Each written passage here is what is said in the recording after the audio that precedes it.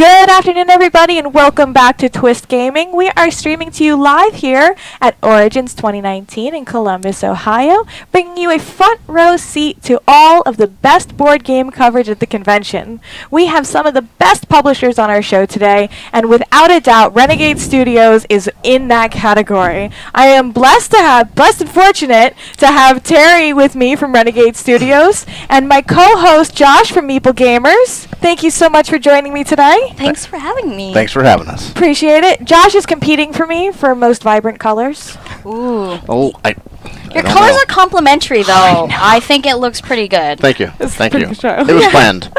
Obviously. So Terry, Renegade, we love having you guys on. You're always bringing me fun, new, cute, pretty games, and today's game is no exception. This is one of the most anticipated games we've had from a lot of our fans. This is Lanterns Dice. Okay. We are sold out at Origins here, but you can get this at your friendly local game store as of the 19th. Friendly local game stores everywhere will be able to have this in on Wednesday. So pretty much this week, which is really exciting. Yeah. Now, if you are a fan of Lanterns, which is a tile laying game, Right. with a very analogous theme, this is, I feel like this is a more spatial driven game because it's a roll and write. Okay. Just like in Lanterns, everyone gets something every turn. It doesn't have to be your turn Okay. to get something. So the heart of the mechanics is this beautiful dice tray. Let me see if I can get that. The green, I'm going to flip these dice over, just bear with me so that we don't have They have 6 sides too. much. So the cute little dice tray, and then I'm going to steal your dice, and look how cute. There we All are. the little pretty paper lanterns. So these Lanterns dice. So every turn you'll roll. One player will roll the dice in the tray, and then they'll orient the tray so that each person gets a different color, or Okay. one of the faces of the dice for these colors. So whatever die is pointing at you in the corner, Okay. that's the color you'll shade in on your play mat right here. Oh, you have one. There we go. You set me up real good, Terry. Perfect. So where you shade matters, because eventually you'll hopefully shade one of 3 different spaces. So one of the spaces is a square. That's a platform. If you fill in both sides of the platform, each platform has 2 colors beside it. Okay. You get to shade an additional area. So we're talking about, like in this example, the red and the white? So this little square on the inside is the platform, Okay. and so the white and the yellow, if you Gotcha. shade in both of those, Yes. you get to shade in one of the spaces around the platform next to that pool. So one of these? Yes. Okay. But not diagonal. So adjacent, not diagonal. Gotcha. Up and down, or That's correct. gotcha.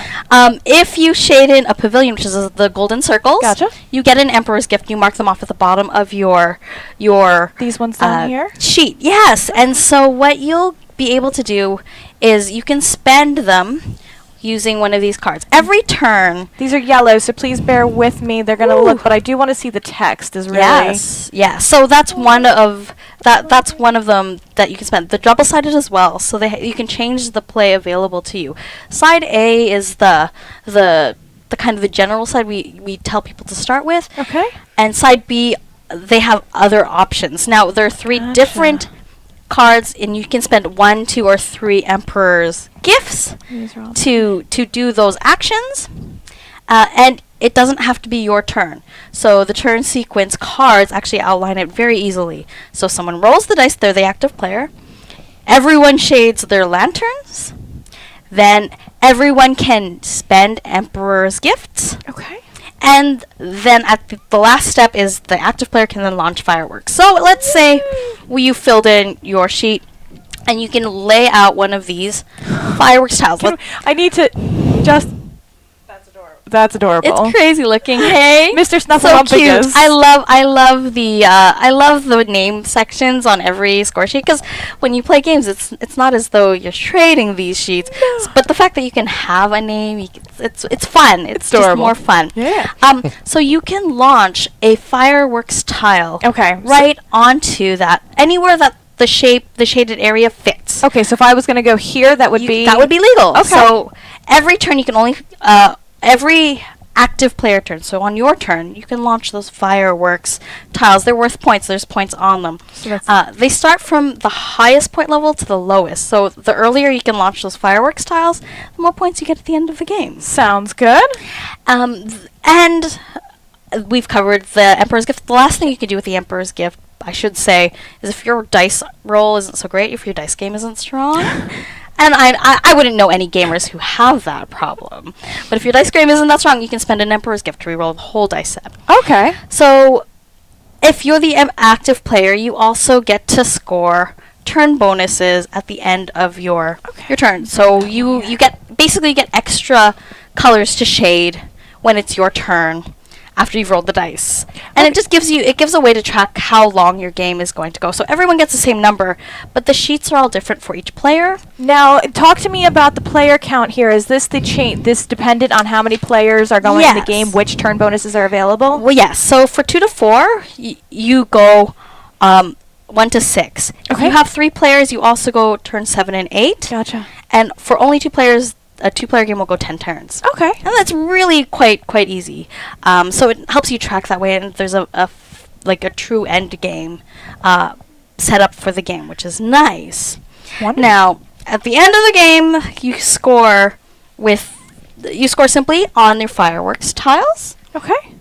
And so you add up the points on the tiles that are on your sheet. Right. You score on the second largest pool.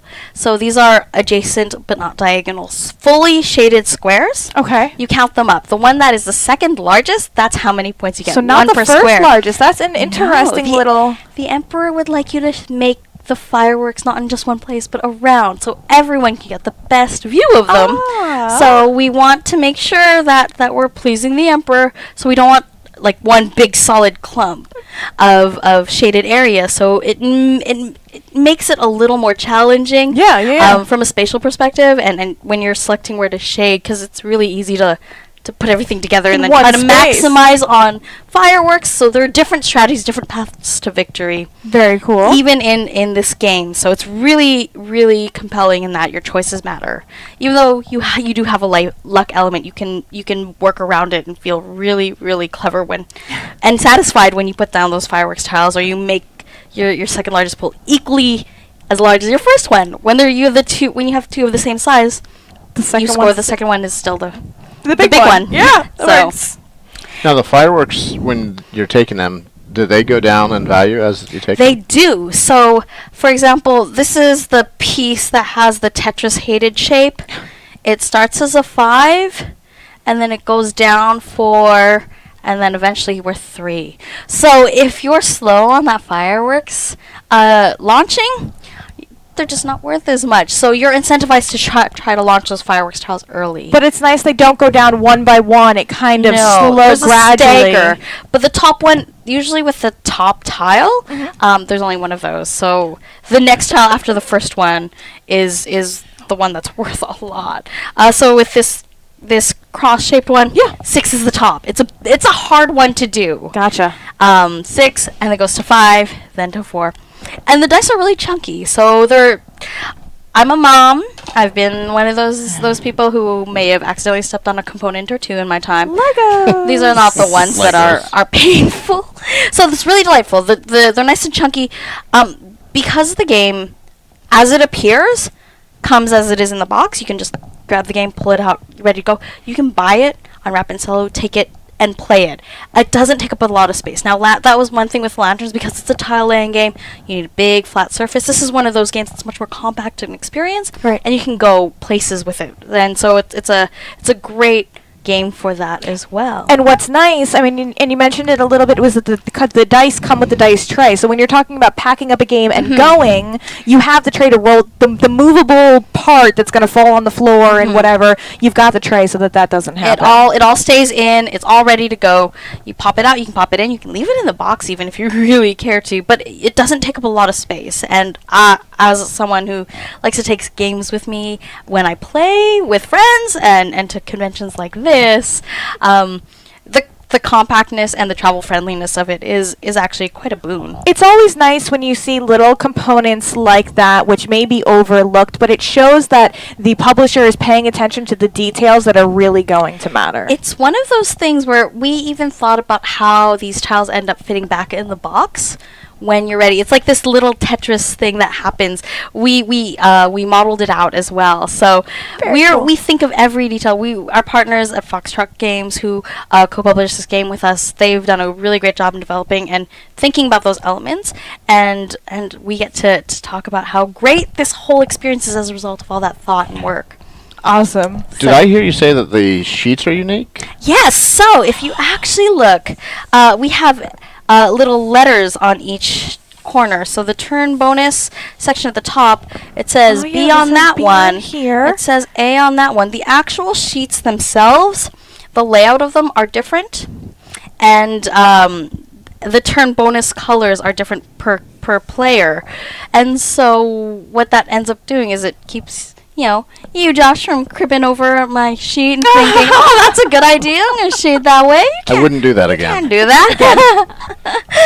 And so it's really accessible. It's really nice in that way. So this game plays 2 to 4, and literally the 4 players have a completely different experience because of the different sheets, because of the way we allocate the dice colors, and you're in there, and what your sheet looks like may completely be totally different from mine. Even the number of squares we shade, because even though we have the same number of turns, we all can spend our gifts differently. We all have access to gifts differently.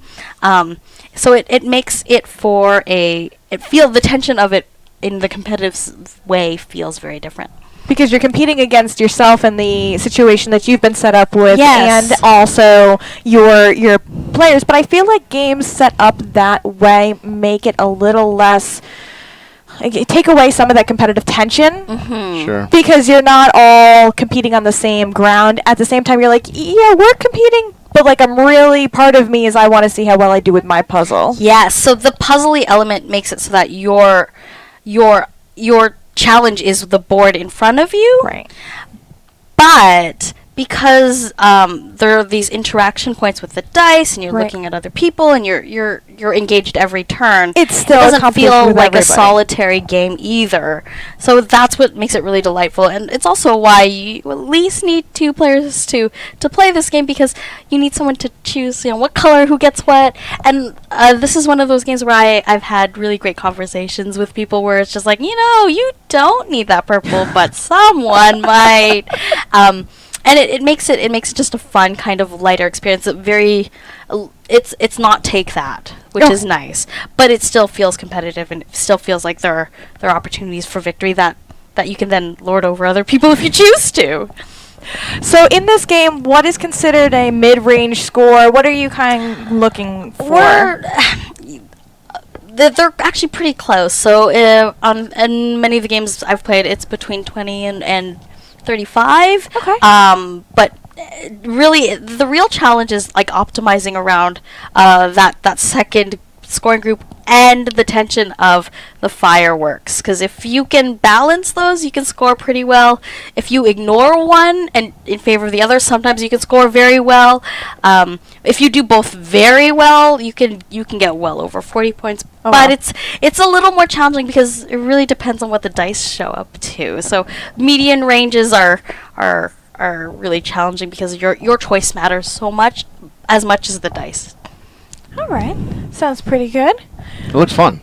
It's really delightful. I highly recommend if you loved lanterns, if you love roll-and-writes, but you want something where there's interaction with other people around the table. This is a really delightful game, and it's only $25. Yeah, I mean, roll-and-writes and flip-and-writes are becoming very popular. Mm-hmm. So it's nice to see, and it's nice to see lanterns. I mean, it was just a beautiful game to start off with, so it's nice to kind of see the new evolution of lanterns coming this way. The new twist on it. Hey now. Oh, Josh just got himself a new job. Very You can have good. Meeple Gamers and you can have Twist Gaming. We can do it. Make it happen. Do what you gotta do. You know? yay!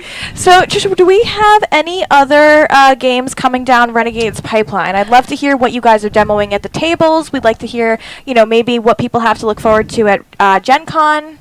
We have, at the tables right now, we have a number of games that have debuted here that are available at friendly local game stores, like this month. The first is the Clank Upper Management Pack, which is a bridge between Clank, the classic Clank we know and love, that dungeon deck building adventure experience, and Clank Legacy Acquisitions Incorporated. So Clank Legacy Acquisitions Incorporated, the Upper Management Pack, it kind of bridges the two. It's compatible with the classic Clank, and it brings decks that are asymmetric along with miniatures to the board. And the classic and the legacy version will be coming out in fall, so that's what we're looking forward to on that front. We also debuted Bubble Tea, which is a $20 real-time game by Eza Chen, who also did Kitty Paw. So the art is really adorable. Yeah. One of the most adorable games out there right now, because that really cute cat art. That's the game that's in the cat-shaped box? It's in the so that's Kitty Paw. Okay, all right. With the cat-shaped box with the ears. Yes. But this one comes in a bubble tea shaker. Okay. It's got wooden dice inside. And it's got cats from the Fireworks game, from Shiba Inu House, from Kitty Paw. So they're very familiar characters. It kind of helps tie the worlds together as well. Really cute. And we've also got Proving Grounds, which is a solo game designed to be a solo game that is debuting here.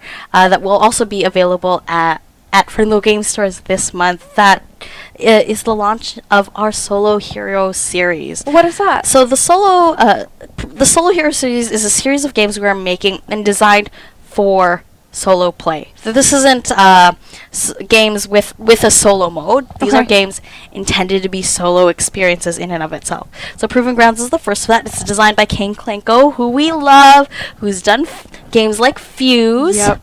Has the new pandemic game out for the oh my gosh, the real-time rolling.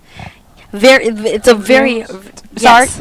Rapid response. Thank you. Flatline. They did Flatline. He did Flatline for you guys. He did Flatline with us. Very, very thoughtful design. And in that box too, because it's a solo game experience that's intended to be a solo game, it can do things that other board game experiences don't normally do, and that is create world building and narrative. A lot of board games with the pitch, the theme is very light or might not be as immersive. This is a true story. You're part of this narrative. That is the story you are playing in your game. It comes with a 28-page novella. Oh wow! To tell you this tale that you're embarking on, and it's also compatible with the Renegade Games app, which has the timer if you have Fuse. You've already got the app. You can probably just reload it. It's a free app, and you're good to go. It's truly an immersive, unique experience, and we're really excited about Proving Grounds. Very, very cool. Well, I am looking forward to seeing all of these new games. Next time you guys are on, we hope to see you again at Gen Con. What other conventions is Renegade going to be at? We are going to be at Essen, and we will also be at PAX Unplugged. So we're really looking forward to those upcoming conventions and connecting with gamers there. Awesome. So obviously, if you want the Renegade games, make sure you're checking out your friendly local game store. If you want to hear more about what Renegade has coming up, where should our audience go to? Go to renegadegames.com. Sign up for our newsletter there. Right now, during Origins, if you sign up for the newsletter, we are doing a giveaway with the rules on the page. Where we're giving away a copy of Bargain Quest, which is coming up and releasing at Gen Con. I know it's a very exciting game. Also, you can follow us on Facebook at Play Renegade, or just search our name, Renegade Game Studios. Twitter at Play Renegade, and on Instagram at Renegade_Game_Studios. Wonderful. And Josh, if our audience is interested in what Meeple Gamers is doing, I mean, Easiest medium is right on the page, meeplegamers.com. We're also on Instagram, Twitter, whole 9 yards. We do a giveaway every month. Last month we gave away 6 games, Yellow, Greenbrier, Junk Spirit, 524 Labs gave away Mint Delivery. So we're always doing giveaways. We're always doing great written content. There's a bunch of writers that all do an excellent job. And every time we get a chance to go to a con, we do as many as possible to see the publishers, say hi to old friends, give hugs, and put our twist on it. I'm going to keep Josh around, I think. Guys, thank you so much for hanging around. Thank you both for coming to see me and talk to me about what you have. It was really cool. I appreciate having you here. And folks, stay tuned for more great live board game coverage coming right up. Thanks for having us. Thank you.